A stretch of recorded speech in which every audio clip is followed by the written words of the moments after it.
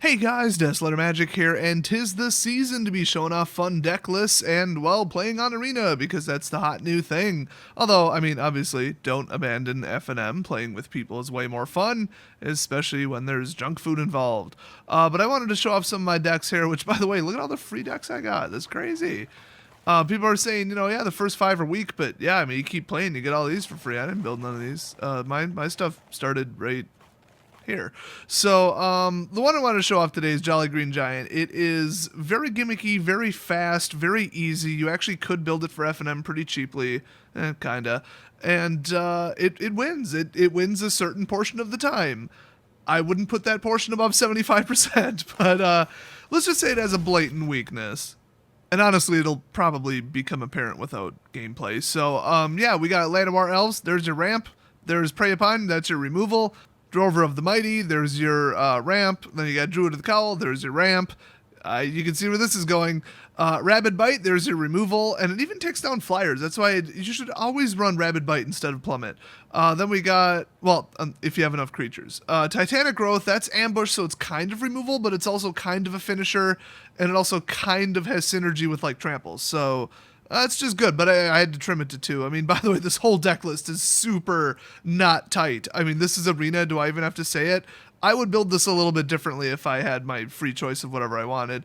Then we got Blanchwood Armor. That's kind of a really cheap bomb. It's probably the best card in the set.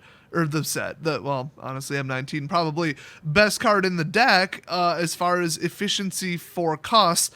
The problem is, even though it costs 3, it doesn't really work until extremely late game because half your mana is coming from the mana dorks, not from forest. So, of course, +1/+1 for each forest.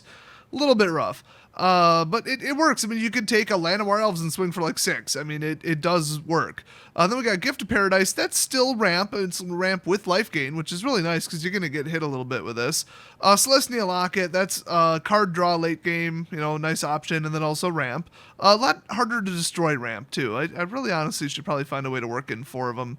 I don't think I even own 4 of them in the game. Goreclaw, most important. I would have 4 of these all day, but I got 3, so oh well. Creatures with power 4 or greater cost 2 less, which goes double, well, more than double for Ghalta. This actually helps Ghalta out by 6. And then whenever this creature himself attacks, then each creature, whether it's attacking or not, with power 4 or greater, gets +1/+1 and trample. That trample is huge. Huge. And this is very mid-range. You need that mid-range. You can't just say, I'm going to leave 2 Llanowars and 2 Drovers on the field, and then 3 forests, and finally drop in 1 7 cost. No, they're going to blow it up, or they're going to blow these up. Something's getting blown up. So you need a mid-range, just in case of disaster. Speaking of mid-range, Gigantosaurus, 10/10 for 5, real simple. There's a couple ways to grant it trample. Otherwise, turn 3, I think you get this out. Certainly 4. I mean, just swing with it, they're going to lose 1 creature per turn, and that's a little early, so I only have 1 in there. I'd probably run 2 in the real deck list. Vigilant Baloth, the definition of mid-range, but also vigilance. You can attack and block with it, so, I mean, nothing is worse than dropping out a Ghalta and then realizing you can't actually swing, because if you do, you won't have a big enough blocker and you'll die. So vigilance, huge, huge, huge. This works so hilariously with Titanic Growth, too. So next up, Aggressive Mammoth. This is one of the absolute best bombs in the deck, because it's an 8/8 Trampler for 6. That's already better than anything above it, except for Ghalta, because 12/12 Trampler for 2. But yeah, other creatures you control have Trample. This is all about Trample, because this deck has very little removal. I believe it's, 7, 8? Yeah, you're not going to be removing stuff. It's mono green. So this, you don't need to remove it. You just go past them. Go over the top of them. Then we got Bounty of Might. This one's hilarious because it's instant speed. My beef with it is if you're going to swing with some, a couple dumpy little like Llanowar Elves or whatever, you probably don't have 6 actual forests. So that's a problem, and you need to tap them to cast this. But ultra late game, it's hilarious. That's why I'm only running one, and I probably would only run one. But this is just game winning. I mean, you put it on your trampler before combat, they won't even bother. They'll just forfeit because they know they can't stop it. And if you ambush somebody, this could remove 3 creatures easily. Or you could just have 4 creatures that have 3 blockers, and then you +9 whatever didn't get blocked, and then win the game. So there you go. Then Carnage Tyrant. This is here because it's filler. I mean, it's kind of cool because it's trample, hexproof, 7/6, and can't be countered. So it is really not going to not be on the battlefield. But it's only 6 toughness with trample. For 6 mana, if it was 7, I wouldn't even consider it. I mean, 6, it's still kind of cheap. It's not bad. Maybe, like I said, I got 1 in here. I don't know, whatever. If you want to throw it in, I opened it from a pack. I mean, that's why it's in here. Then we got Prodigious Growth. This does allow people to 2-for-1 you, but I mean, the value of a Llanowar Elves late game is pretty damn low. So +7/+7 trample. Throw this on anything. You can throw it on the damn Mammoth if you really want to piss people off, but I'd throw it on one of the Mana Dorks, especially the 1/3. That's hilarious. You throw this on Vigilant, and the Vigilant Baloth, and he has a Vigilance.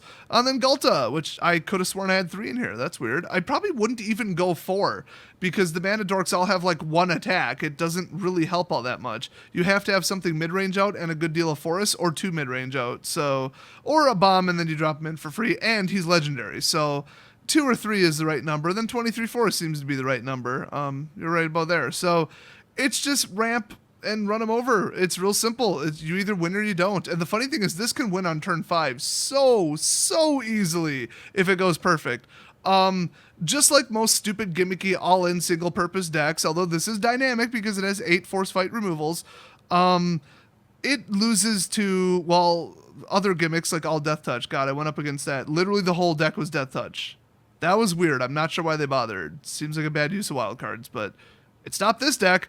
But it was also Golgari. They had some undergrowth crap going on. But yeah, it gets stopped by control early game because, you know, unless you start with like 5 forests, you know, that might get blown up, that might get blown up, that gets blown up, and then what do? You top deck your way to 5, 6, 7 mana? I mean, you're in trouble. So that guy where every time a creature enters the battlefield, you draw a card, he's not terrible, but he's also kind of expensive. Like, he's not 1 or 2 mana. I don't remember how much he is. It's probably 4. I don't even remember. Even if it's 3, I mean, you already dropped out your Mana Dorks to get to him, and then do you even really need a card if you dropped out a Gigantosaurus? I mean, yeah, the more the merrier, you know, step on the gas, but it just didn't seem like a great fit. Even Pelt Collector, you don't really drop in enough, and you're not running token generation, so I don't love him for this deck. He doesn't do anything on turn 1. You have to ramp into it as quickly as possible. This is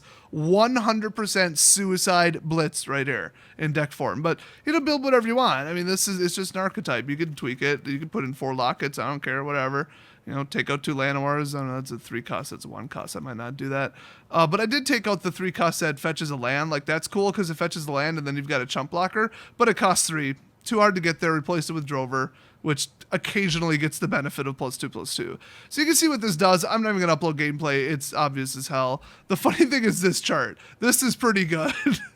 Look at that. Look at that 4, 5, 6. And it works too. That's the funny thing. But you got 12 2 costs and 7 1 costs. And that's why it works. You got a little bit of 3 in there. It's all non-creature though. You got your Gift of Paradise and Selesnya Locket, which... yeah, of course. And then it just goes to mid-range bombs. Straight up, it's a little smiley face there. It's low end, high end, nothing else. Straight up. And all the percentages are pretty spot on. I mean, 20 creatures, 17 non. That's about where you want to be between the boost, ambush, removal. So I really like this deck. It's kind of boring, but it's really fast. Like if you're just like, I'm gonna jump on Arena, win 5 games, this is how you do it. So if you have any suggestions for this, I mean, there's a couple cards I probably don't even own that I didn't even think to put in this. Leave them down below because I would love to improve this. It's only as good as it's going to get. You can't get much better. It's just dumb and gimmicky. And if you start with all Mana Dorks, you lose. If you start with none, you lose. If you mull to 5, you lose. If you draw nothing but bombs, you lose. If you draw nothing but forests, you lose. If you start with Mana Dorks and don't draw a bomb eventually, or it gets blown up and you only draw 1, you lose. But it wins more than 50% of the time, so... you know, it is what it is. And this deck, by the way, finishes most of the daily quests, the missions or whatever. It's Number of lands dropped in, that's high. Number of creatures destroyed, very high. Number of creatures cast, very high. I don't remember what the rest are. I just remember I usually finish it with this. So look into that, maybe build something similar. And this one, by the way, you start with something very similar to this, and then another deck builds on it. So you have most of these cards. And, you know, the top end could just be what you pull. I mean, you can see rare, rare, rare, rare, rare, rare, mythic, rare, you know, pretty much. So just whatever you pull, throw it in. I mean, this is kind of tuned a little bit, but I didn't put in a whole lot of wildcard effort. This is just my utility blah deck. Let's just get some wins in.